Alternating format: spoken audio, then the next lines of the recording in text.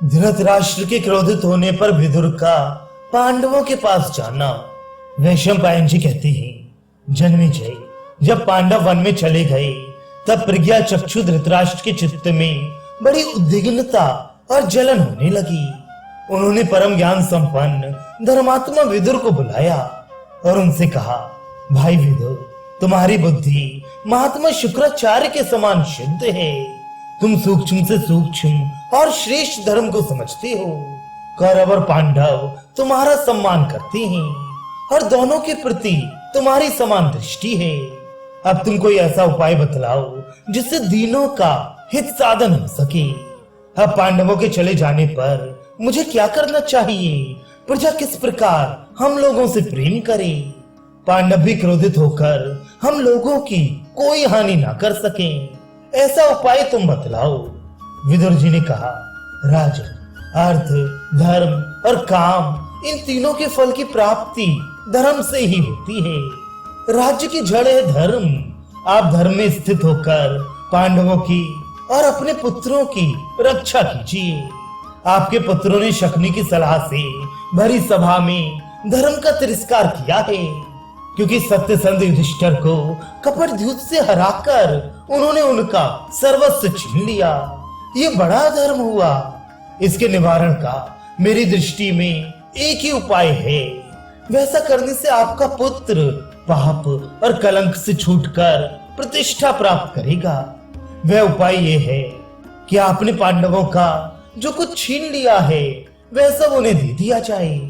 राजा के परम धर्म है कि वह अपने हक में ही संतुष्ट रहे, दूसरे का हक ना चाहे।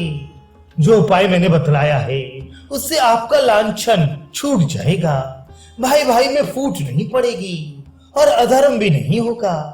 ये काम आपके लिए सबसे बढ़कर है कि आप पांडवों को संतुष्ट करें और शकुनी का अपमान करें। यदि आपके पुत्रों का सौभाग्य तनिक भी शेष रह गया हो तो शीघ्र से शीघ्र ये काम कर डालना चाहिए।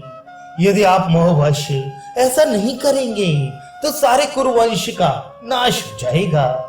यदि आपका पुत्र दुर्योधन प्रसन्नता से पांडवों के साथ रहना स्वीकार कर ले तब तो ठीक है, अन्यथा परिवार और प्रजा के सुख के लिए उस कुल कलंक और दुरात्मा को कैद करके युधिष्ठिर को राज सिंहासन पर बिठा दीजिए। युधिष्ठिर के चित्त में किसी के प्रति राग द्वेष नहीं है, इसलिए वे ही धर्म पूर्वक पृथ्वी का शासन करें। यदि सब लोग मेल मिलाप से रह सकें तो पृथ्वी के सभी राजा हमारे सामने वैश्यों के समान सेवा करने के लिए उपस्थित हों। दुशासन भरी सभा में भीमसेन और द्रौपदी से क्षमा याचना करें। आप युधिष्ठिर को सांत्वना देकर राज सिंहासन पर बिठा दें। और तो क्या कहूं, बस आप इतना करने से कृतकृत्य हो जाएंगे। धृतराष्ट्र ने कहा, विदुर, ये तुम क्या कह रहे हो? तुम पांडवों का हित चाहते हो और मेरे पुत्रों का अहित। मेरे मन में तुम्हारी बातें नहीं बैठती। तुम बार बार पांडवों के पक्ष की ही बात कहते हो। भला मैं उनके लिए अपने पुत्रों को कैसे छोड़ सकता हूँ? विदुर, मैं तो तुम्हारा इतना सम्मान करता हूँ और तुम मेरे पुत्रों का अहित चाहते हो। अब मुझे तुम्हारी कोई आवश्यकता नहीं है। तुम्हारी इच्छा हो तो यहाँ रहो अथवा चले जाओ। इतना कहकर धृतराष्ट्र उठ खड़े हुए और झटपट महल में चले गए। धृतराष्ट्र की ये दशा देखकर विदुर ने कहा, अब कौरव कुल का नाश अवश्यंभावी है। ऐसा कहकर उन्होंने पांडवों से मिलने के लिए यात्रा कर दी। यूं तो विदुर जी के चित्त में सर्वदा ही पांडवों से मिलने की लालसा बनी रहती थी, परंतु आज धृतराष्ट्र के व्यवहार से उन्हें उसको पूरा करने का अवसर मिल गया और उन्होंने एक रथ पर सवार होकर काम्यक वन की यात्रा कर दी। उनके शीघ्रगामी घोड़ों ने थोड़ी ही समय में उन्हें वहां पहुंचा दिया। उस समय धर्मात्मा युधिष्ठिर ब्राह्मणों, भाइयों और द्रौपदी के साथ बैठे हुए थे। उन्होंने देखा और दूर से ही पहचान लिया कि विदुर जी बड़ी शीघ्रता से हमारे पास आ रहे हैं। युधिष्ठिर जी ने भीमसेन से कहा, भाई, पता नहीं कि इस बार विदुर जी यहाँ आकर हम लोगों से क्या कहेंगे। तदनंतर पांडवों ने उठकर विदुर जी की अगवानी की, स्वागत सत्कार किया। विदुर जी भी यथा योग्य सबसे मिले। विश्राम के अनंतर पांडवों ने उनके पधारने का कारण पूछा। तब उन्होंने धृतराष्ट्र के व्यवहार का वर्णन किया। कुशल प्रश्न समाप्त हो जाने के पश्चात विदुर जी ने कहा, धर्मराज, मैं आपसे बड़े कामकाज की बात कहता हूँ। जो मनुष्य शत्रुओं के दुख देने पर भी क्षमा कर देता है और अपनी उन्नति का अवसर देखता रहता है, साथ ही अपनी शक्ति और सहायकों का संग्रह करता रहता है, वही पृथ्वी का राजा होता है। जो अपने भाइयों को अलग नहीं कर देता, मिलाकर अपने साथ रखता है, उसके ऊपर कभी विपत्ति भी आ जाए तो सब लोग मिलजुल कर उसको सहन करते हैं और प्रतिकार भी। इसलिए भाइयों को अलग नहीं करना चाहिए। भाइयों के साथ सच्ची और महत्वपूर्ण बात ही करनी चाहिए और ऐसा व्यवहार करना चाहिए जिससे किसी को कुछ शंका ना हो। जो स्वयं खाए वही अपने भाइयों को भी साथ बिठाकर खिलाए। अपने आराम के पहले ही उनके आराम की व्यवस्था कर दे। जो ऐसा करता है उसी का भला होता है। युधिष्ठिर ने कहा, चाचा जी, मैं बड़ी सावधानी के साथ आपके उपदेश के अनुसार काम करूंगा। और भी आप हम लोगों की अवस्था और समय के उपयुक्त जो कुछ ठीक समझते हो बतलाएं। हम लोग आपकी आज्ञा का पालन करेंगे। जन्मेजय, इधर जब विदुर जी हस्तिनापुर से पांडवों के पास काम्यक वन में चले गए, तब राजा धृतराष्ट्र को अपनी भूल पर बड़ा पश्चाताप हुआ।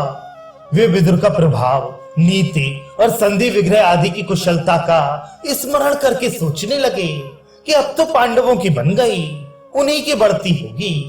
धृतराष्ट्र व्याकुल हो गए और भरी सभा में राजाओं के सामने ही मूर्छित होकर गिर पड़े।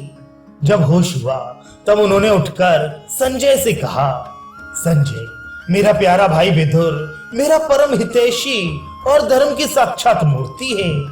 उसके बिना मेरा कलेजा फट रहा है। मैंने ही क्रोधवश होकर अपने निरपराध भाई को निकाल दिया है। तुम जल्दी जाकर उसे लिवा लाओ। विदुर के बिना मैं जी नहीं सकता। मेरे प्राणों की रक्षा करो। धृतराष्ट्र की आज्ञा स्वीकार करके संजय ने काम्यक वन की यात्रा की।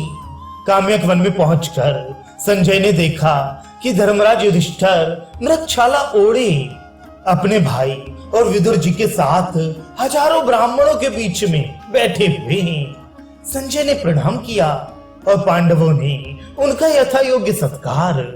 विश्राम और कुशल मंगल के पश्चात संजय ने अपने आने का कारण बतलाते हुए कहा, विदुर जी, राजा धृतराष्ट्र आपकी याद कर रहे हैं। आप हस्तिनापुर में चलकर उन्हें दर्शन दीजिए और उनके प्राणों की रक्षा कीजिए। विदुर जी ने संजय के कथनानुसार पांडवों से अनुमति ली और फिर हस्तिनापुर लौट आए। विदुर से मिलकर धृतराष्ट्र को बड़ी प्रसन्नता हुई। उन्होंने कहा, मेरे प्यारे भाई, तुम्हारा कोई अपराध नहीं है। ये बड़े सौभाग्य की बात है कि तुम सकुशल लौट आए।